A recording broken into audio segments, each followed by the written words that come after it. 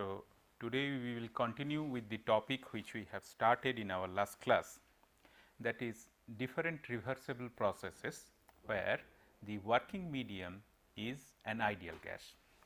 And if you recall, we were doing or we were discussing regarding constant pressure process,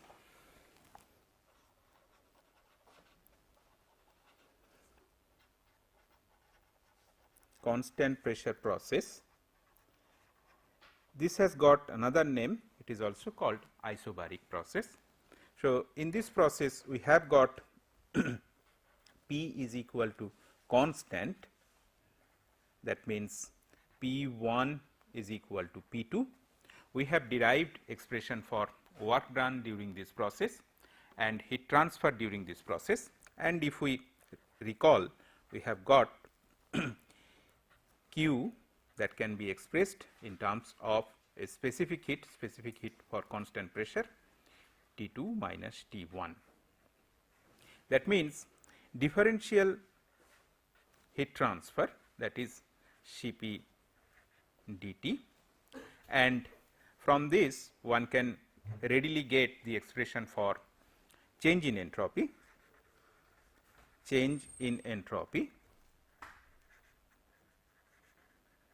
that will be S2 minus S1 is equal to Cp ln T2 by T1. So, we have got different expressions like the expression for work done, expression for heat transfer, expression for change in entropy, and specific heat in this case is Cp. Similarly, we can think of another reversible process, let us say, that is reversible isothermal process.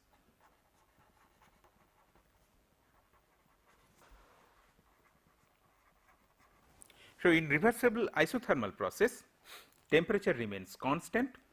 So, T is equal to T1 is equal to T2 is equal to constant.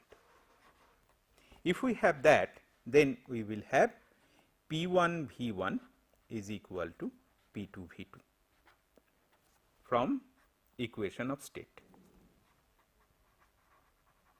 or ideal gas law.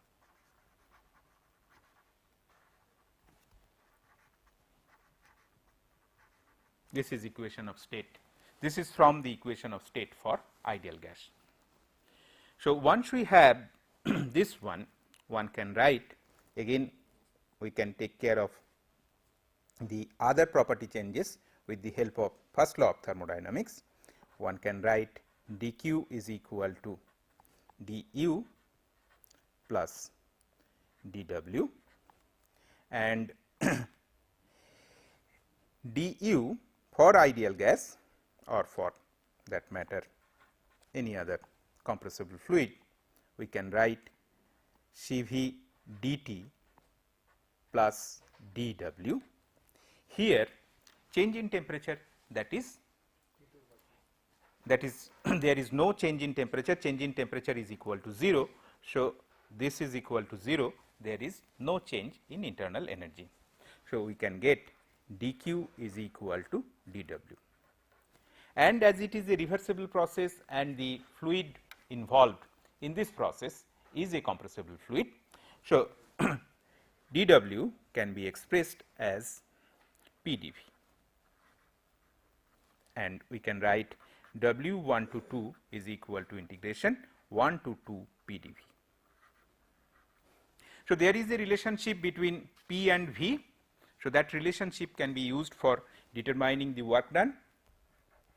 W1 to 2, that is equal to 1 to 2. So, P we have to express in terms of V, and how can we express it? So, we have got P1 V1 is equal to P2 V2 is equal to PV is equal to constant. Let us say this constant is equal to C. So, we have P is equal to C by V.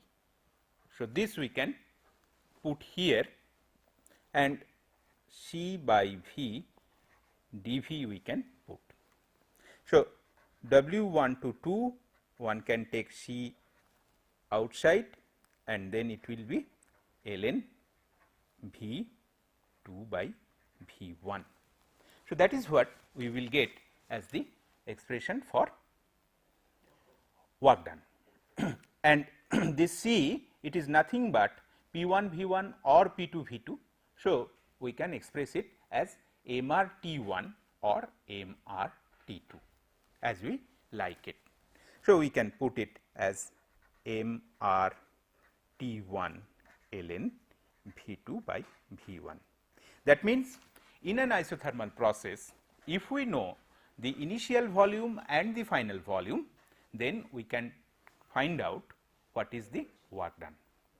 Similarly, if we know the initial pressure and final pressure, we can determine what is the work done. Now, heat transfer in this process. So, what we have got, dq is equal to dw for this isothermal process, or q1 to 2 is equal to w1 to 2. So, once we have calculated w1 to 2, we can calculate q1 to 2 also, or we can write this is mr T1 or T2 or T ln V2 by V1. All right. Again, from here we can calculate the change in entropy during this process. So, change in entropy.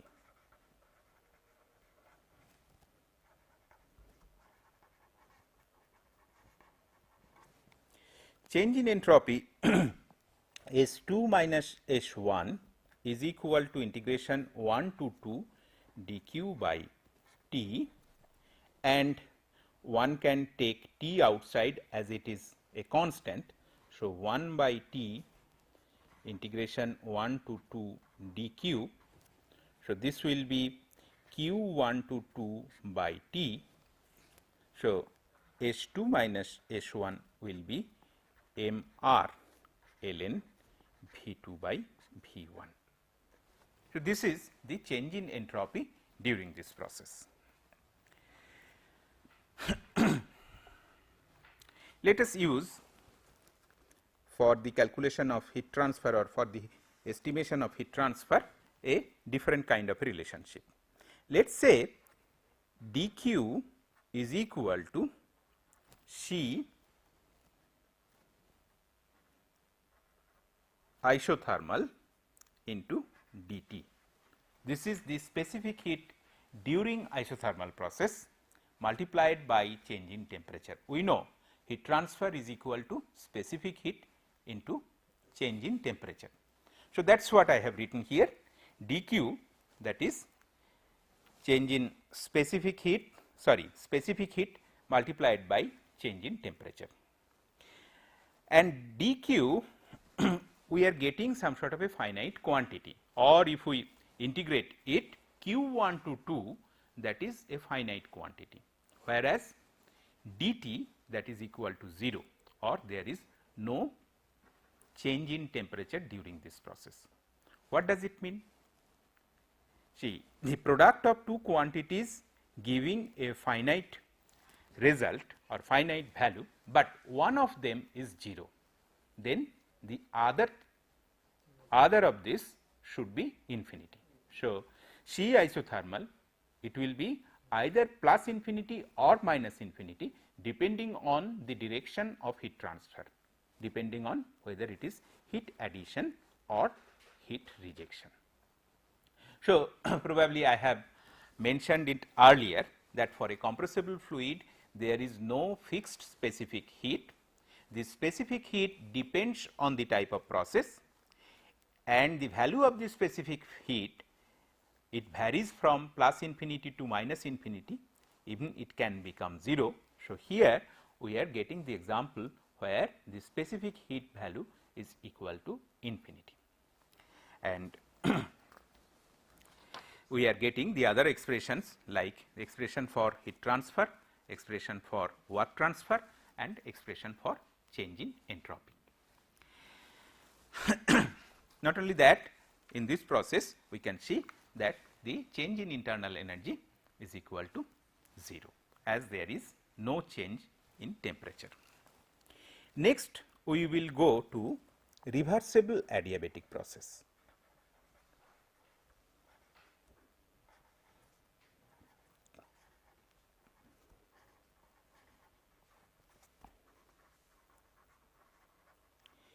Now, so far whatever process we have taken, some property was constant, like we have constant pressure process or isobaric process where pressure remains constant.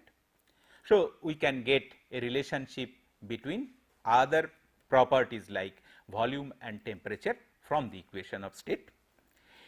In constant volume process or isochoric process, the volume remains constant, one can get a relationship between pressure and temperature.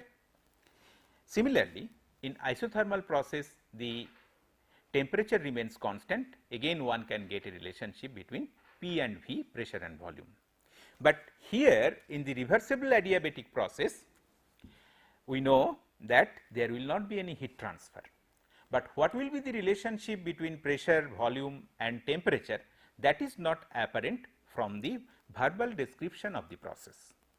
So, if we say that dq is equal to 0 or q122 is equal to 0, readily we cannot say what type of process it is, that means what relationship between pressure, volume and temperature is there, that we cannot readily say.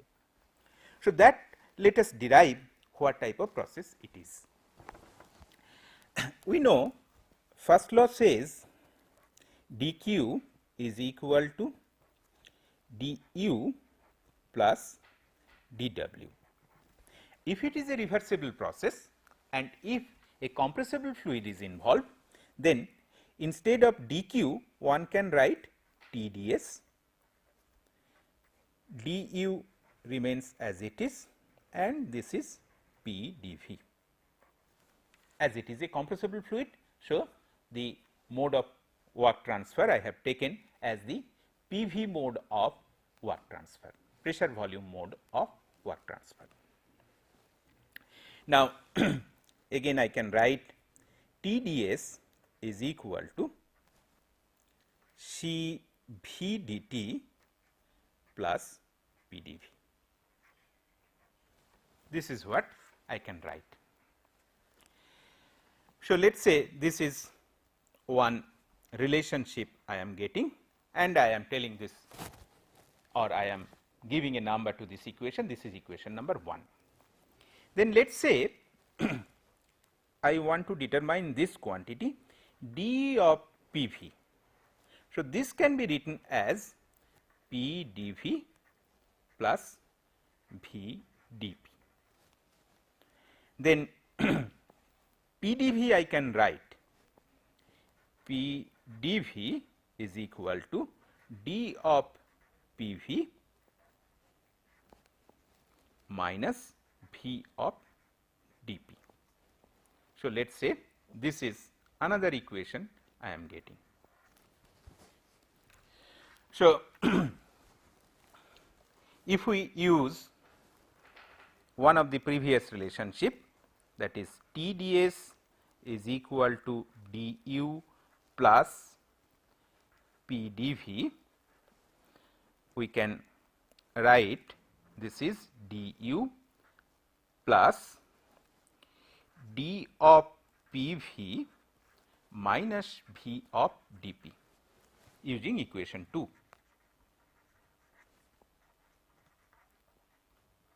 Using equation number 2 we can write this. So, Tds that can be again written as d of u plus Pv minus of V dP, or finally we can write Tds is equal to dH minus V dP. So, in the next place I can write TdS is equal to Cp dt minus Vdp. Let us say this is our equation number 3. Now, we are interested in reversible adiabatic process. So, reversible adiabatic process for reversible adiabatic process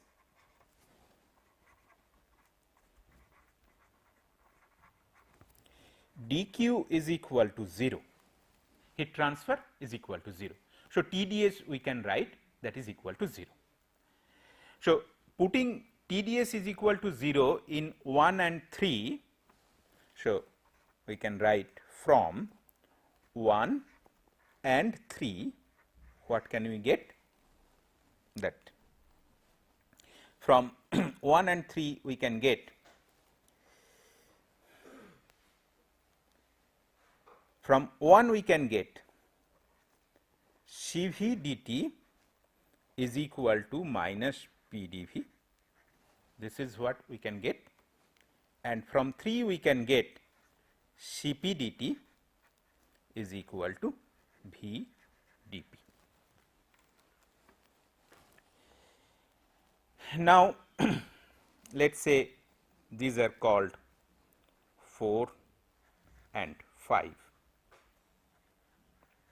So, using 5 and 4 or dividing 5 by 4, one can get Cp by Cv that is equal to minus Vdp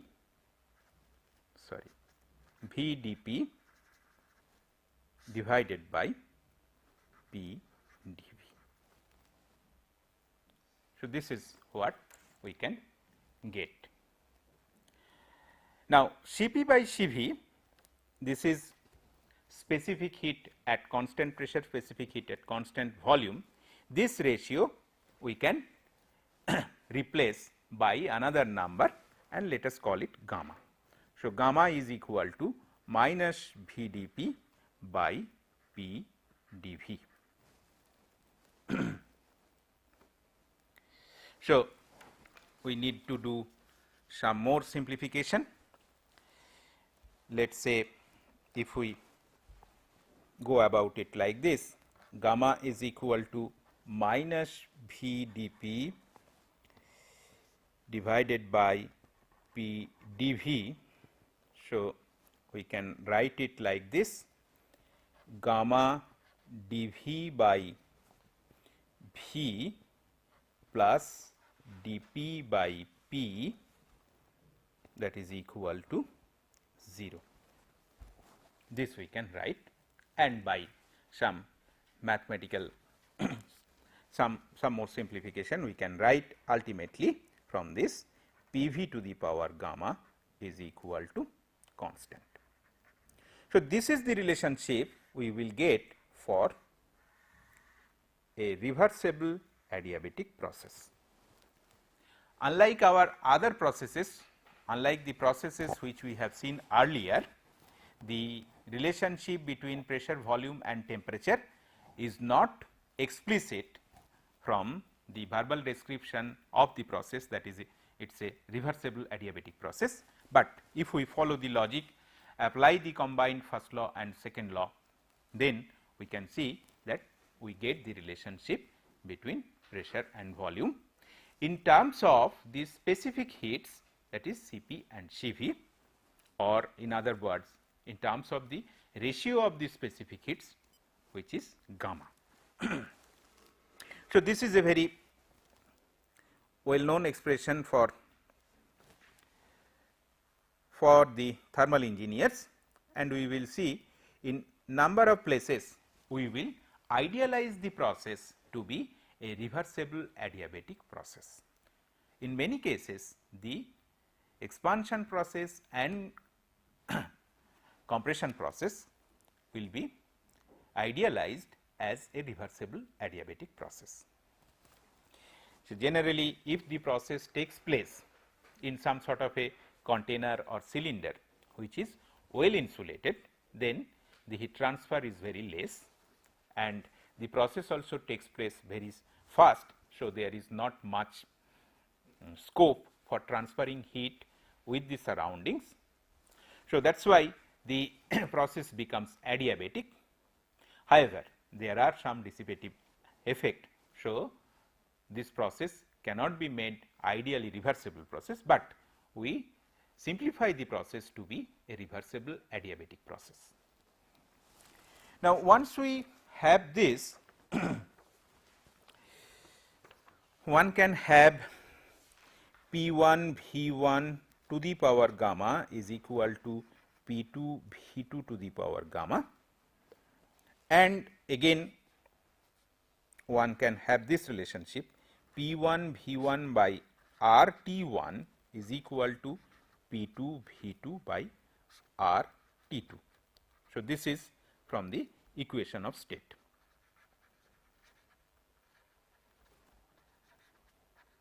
So, if you use these two equations, then relationship between pressure, volume and temperature in explicit form you can get, and basically there are different forms of relationship, but something can be written, I mean some forms can be written like this: T2 by T1 is equal to V1 by V2 to the power gamma minus 1. So, this is what one can write, or one can again get a relationship between temperature and pressure. This is a relationship between temperature and volume, but one can get a relationship between temperature and pressure. So, those are not difficult to derive. After that, if we are interested to determine the other changes in properties or what heat transfer and work transfer, let us see. Basically, we can apply first law of thermodynamics. From first law of thermodynamics,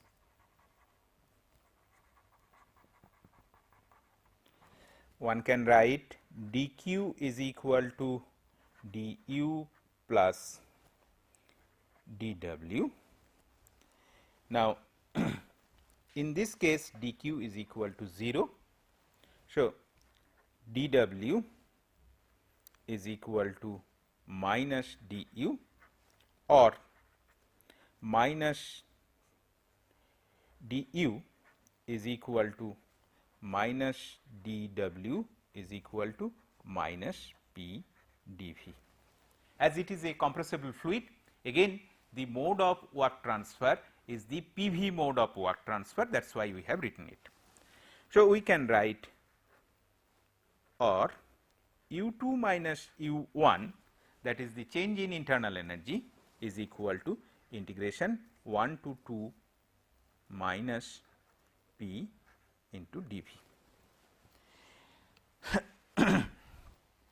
If we do the simplification,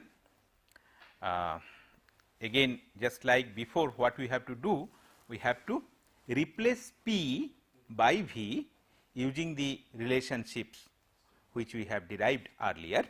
Then you will get U2 minus U1 is equal to MRT1 by gamma minus 1, that is equal to P2 by P1 to the power gamma minus 1 by gamma minus 1. So, this is the relationship for change in internal energy. This is the relationship, or this is the expression for work done also if we put a minus sign in front of it. All right.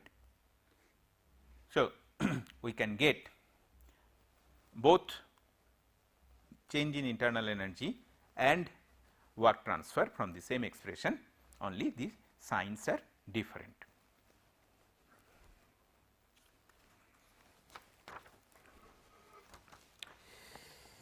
if we are interested in determining what is the change in enthalpy H2 minus H1, you can derive it readily and the result will be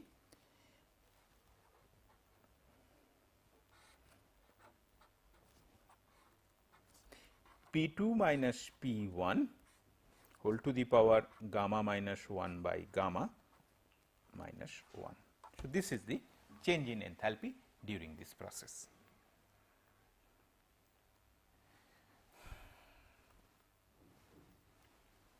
Now, again if we write dq, that is the heat transfer, is equal to, let us say, some adiabatic into dt. So, what we know that dq is equal to 0, but we have seen that there is a finite change in temperature. So, if dq is 0 and it is a product of these two quantities, then C adiabatic must be 0. So, the specific heat during adiabatic process is equal to 0.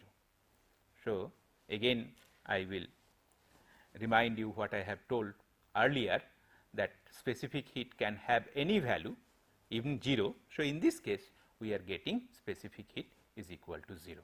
Though there is change in temperature, there is no heat transfer.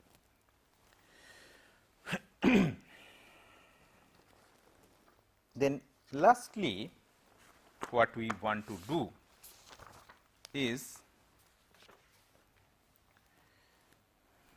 we can think of a process which is a general process.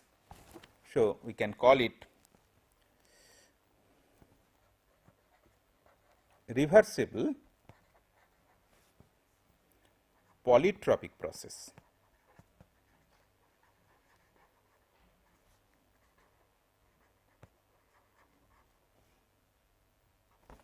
Reversible polytropic process, and this process is denoted as Pv to the power n is equal to constant. N is called exponent of the polytropic process.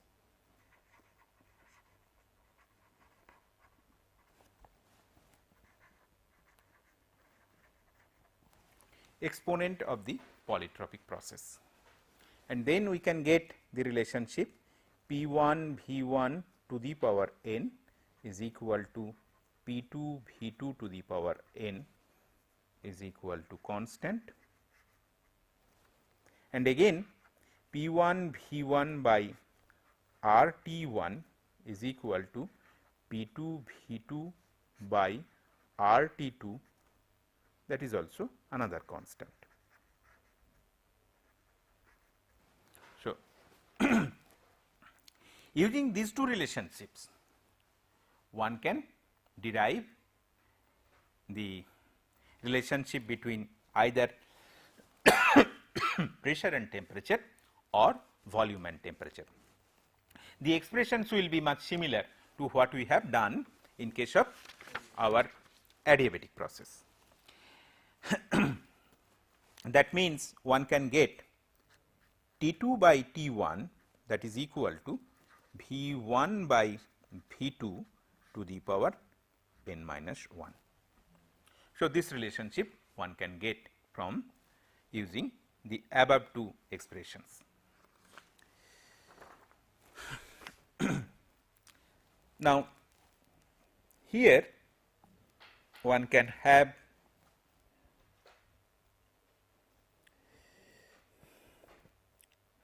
dW or W1 to 2, that is equal to 1 to 2 PdV, and what one can do? One can use this relationship, that means PV to the power n is equal to C.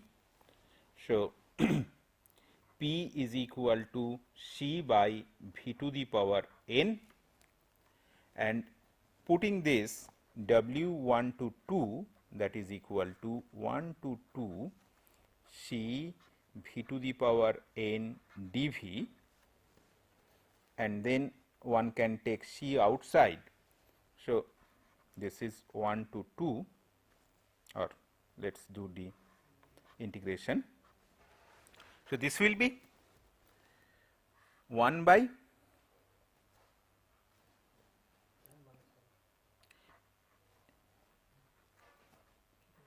n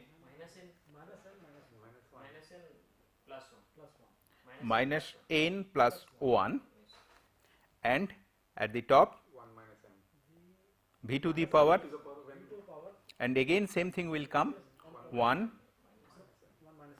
minus n, and then this is 1 to 2. So, basically I can write C V to the power 1 minus n by 1 minus n, and again C can be replaced. So, 1 to 2, or this is V to the power V2 1 minus n minus V1 1 minus n by 1 minus n into C. So, next C can be replaced P1 V1 to the power n or P2 V2 to the power n. So, if we do that, W1 to 2 will be P2 V2, then V2 1 minus n minus P1 V1 V1 1 minus n divided by 1 minus n. So, ultimately what I am getting?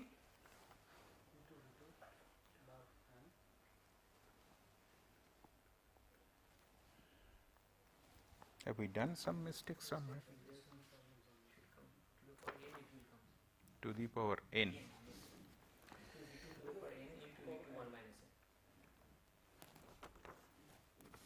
Should we, have we done some mistake somewhere? N. Yeah. Then we will have P2 V2 minus P1 V1 divided by 1 minus n, and again as P2 V2 is equal to RT1 RT2 and P1 V1 is equal to RT1. So, we can replace it like this, R by 1 minus n, then T2 minus T1. So, this also we can write either in terms of pressure and volume or in terms of temperature, we can express it. Similarly, if we want to determine the heat transfer, so in that case what I will do, I will use the first law of thermodynamics, dq is equal to du plus dw. This I will use, and if we do that, what I am getting? dq is equal to, or let us say q1 to 2, I am getting as u2 minus u1 plus w1 to 2. Already I have got the expression for w1 to 2.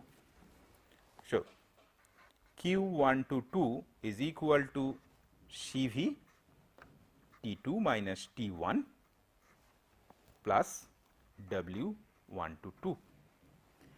That means, this will be Cv T2 minus T1 plus R 1 minus N T2 minus T1, and then we can write it like this. T2 minus T1 can be taken as common. So, Cv minus Ncv plus R 1 minus N T2 minus T1. This we can write. Now, what is R? Cp minus Cv is equal to R. So, we can replace this as Cp minus Cv. So, if we do that, just one step ahead, Q1 to 2, that is equal to Cv minus Ncv plus Cp minus Cv by 1 minus N and T2 minus T1. So, this and this cancels. So, one can have Cp minus Ncv by 1 minus N T2 minus T1. Again, Cp by Cv is equal to gamma. Cp by Cv is equal to gamma, or Cp is equal to gamma into Cv. So, that is what we can write. So, gamma Cv minus Ncv 1 minus N, that is T2 minus T1. So, this is equal to Cv gamma minus N by 1 minus N into T2 T1. We know Q1 to 2 is some specific heat multiplied by the change in temperature. So, this becomes specific heat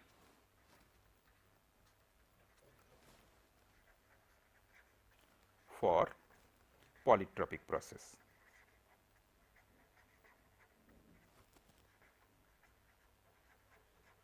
This is the specific heat for the polytropic process. That means, we can write for a polytropic process,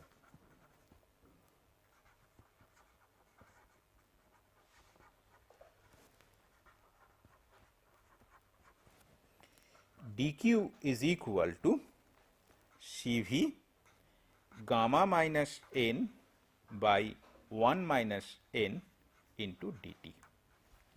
This we can write. All right.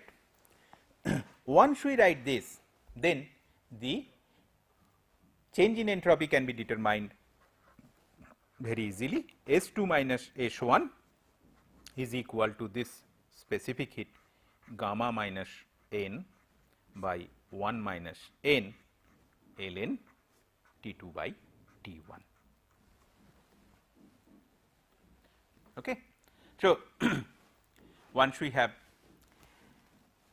expressed the rate of heat transfer in terms of specific heat and change in temperature, next we can write down the change in entropy like this, and this is the change in entropy for a polytropic process.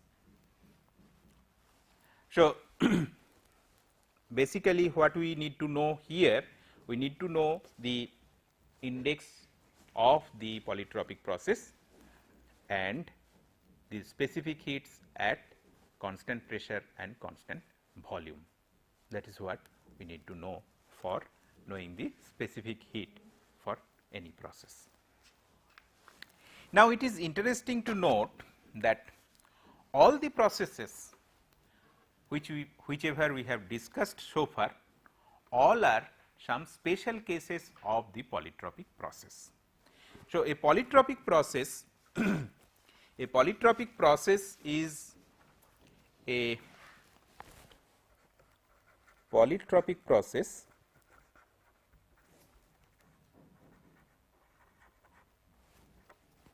it is expressed as Pv to the power n is equal to constant. Now, if we think of different processes, let us say P is equal to constant. That means, it is a constant pressure process or isobaric process. So, here the value of n that becomes the value of n that becomes, see, it is like this.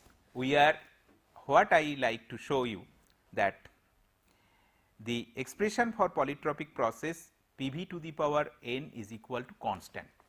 But whatever processes we have discussed so far, that means constant pressure process or the constant volume process or isothermal process, all are some special cases of polytropic process.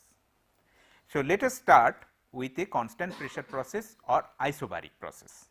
In this process, P is equal to constant. So, P is equal to constant. How can we derive it? Let us see that Pv to the power n is equal to constant, all right. Then So, V to the power of n is also equal to constant upon constant. just a minute. So, Pv to the power n is equal to constant. Then if we have to make P, if we put n is equal to 0, then it becomes V to the power 0, that is equal to constant, then P into 1, that is equal to constant, and then the required value of n we are getting as 0. So, in an isobaric process, we will have the exponent of the polytrop that is equal to 0. Then we can think that V is equal to constant. So, in that case, we will see that the n value which is required to satisfy this equation, that becomes infinity. Then let us say temperature is equal to constant. This is easy. So, the value of n becomes 1, and then Pv to the power gamma, that is equal to constant, and in that case n value obviously becomes gamma. So, all we are seeing that all the processes which we have discussed separately, they are all the special cases of any polytropic process. And again, it is left to you the expression for specific heat, what we have got for the polytropic process. There, if you put the respective values of n, you will get the specific heats which we have got for these special cases. Okay. That also you can check. Now, lastly, I will just plot all these processes on PV plane.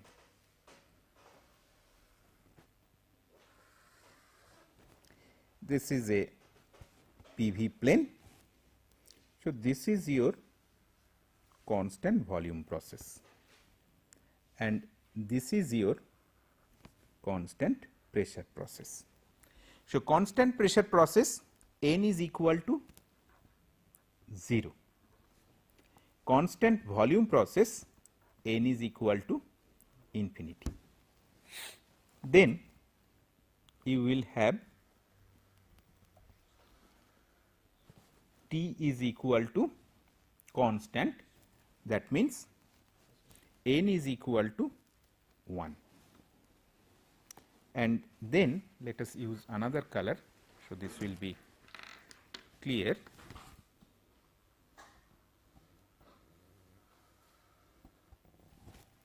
This is n is equal to gamma,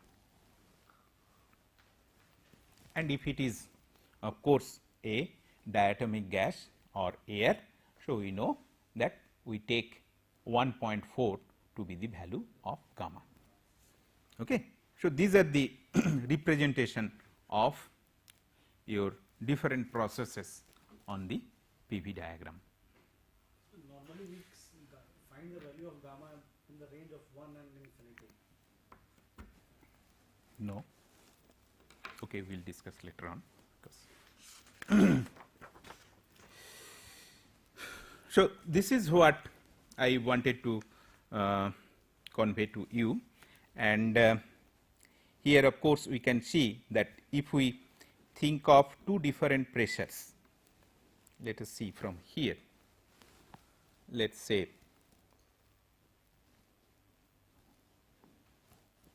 this is the initial point and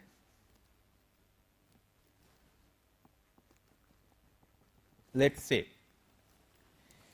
the gas is expanding like this. Okay.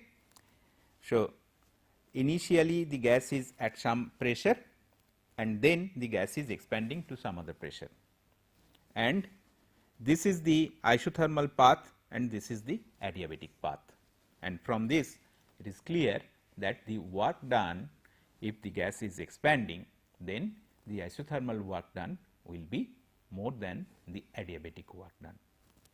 All right. So, this is important, this concept is important if we are considering a compressor, what amount of work is required for compressing the gas. So, this concept is important. All right. So, I think here we can stop our discussion regarding regarding different reversible processes where ideal gas is the working fluid. Now, after that we will start a new topic, and that is steam cycle or it is steam power cycle.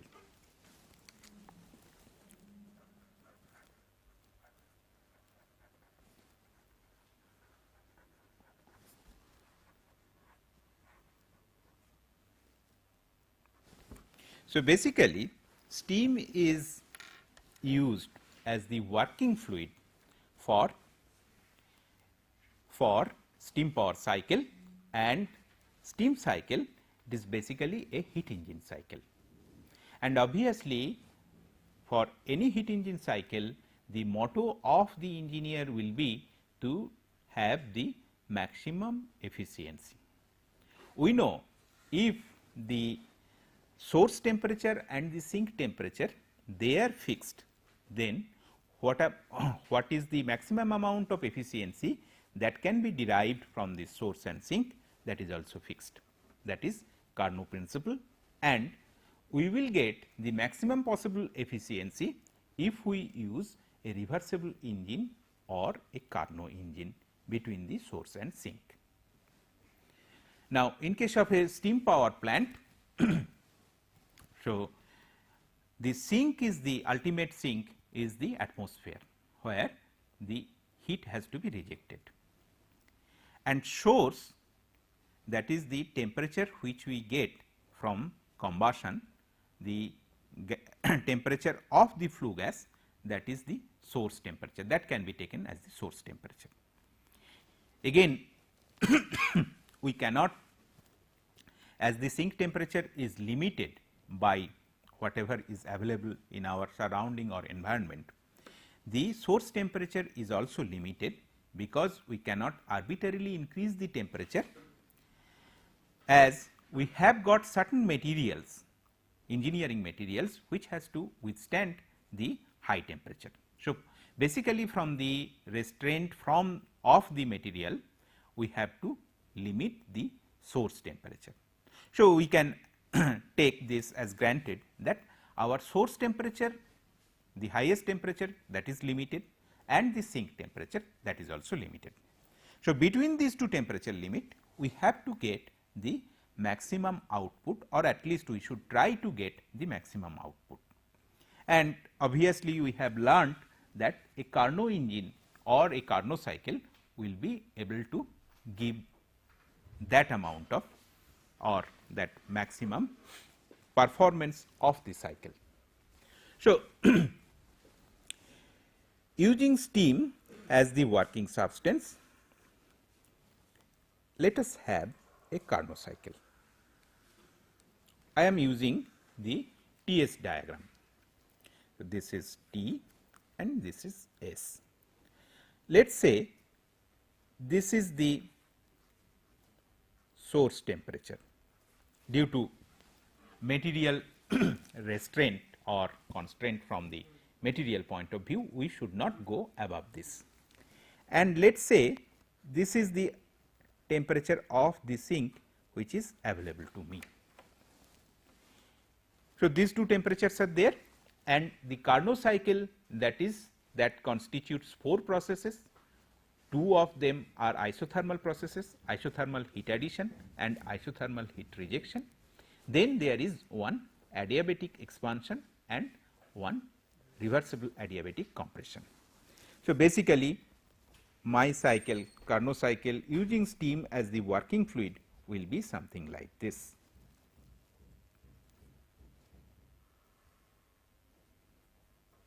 So, this is what I will have a Carnot cycle using steam as the working fluid. So, here steam will be generated at a constant pressure and a constant temperature, because it is in the 2-phase region. If it is at constant temperature, it will be also at constant pressure in the boiler. Then adiabatically and reversibly it will expand through the turbine. Then it will condense in the condenser. Again, this is a constant temperature process, and as it is within the 2-phase dome, so it will be a constant pressure process also. Then here at this point I will get mixture of steam and water. So, that has to be compressed reversibly and adiabatically to the point where it has to be again heated in the boiler to produce the steam. So, this is what I will get if I use a Carnot cycle. So, basically this Carnot cycle will have 4 component, one boiler, then one turbine, then there will be one condenser, and then there will be one pumping device which will, let us say we call it a pumping device, which will pump it back to the boiler. Well, these are the 4 components which are there in a steam power plant, but in a steam power plant we do not use the cycle as it is shown in this diagram, or we do not use a Carnot cycle in practical steam power plant, because there are number of difficulties. I think we will stop here, and next day we will start from this point.